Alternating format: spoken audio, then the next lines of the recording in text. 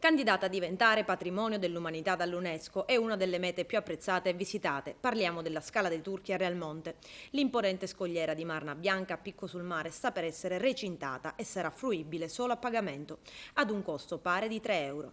Esenti dal ticket solo gli abitanti del comune di Realmonte. A gestirla sarà un'associazione ambientalista del territorio. Come è possibile? Si può fare, perché la Scala dei Turchi, come balzato alla cronaca lo scorso anno, è di proprietà di un privato.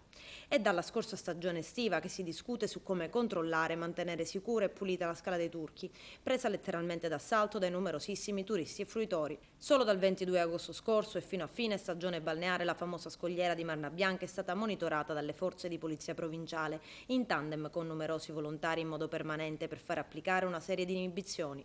Tanto per iniziare per evitare l'ormai consuetudinario take away. In molti prendevano e portavano via a proprio uso e consumo un pezzo di Marna Bianca. Veniva fatta letteralmente a pezzi e poi anche scalfita ed intagliata da scritte d'amore. Ogni giorno turisti e non decidevano di afferrarne un pezzo e portarselo a casa. Molti altri la scioglievano e se la cospargevano sul corpo come se fosse una maschera di bellezza. Insomma, in un contesto di anarchia ognuno trovava normale impossessarsene e cosa ancor più grave abbandonare montagne di rifiuti in un posto che è ammirato ed invidiato da tutto il mondo.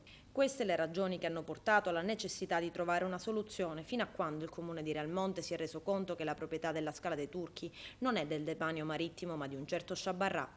Adesso pare siano pronte tutte le autorizzazioni soprintendenza e regione, tranne quella dell'ufficio tecnico comunale, per applicare una recinzione alla Scala dei Turchi fatta di paletti e corde removibili e molto basse, ma anche per applicare un biglietto d'ingresso.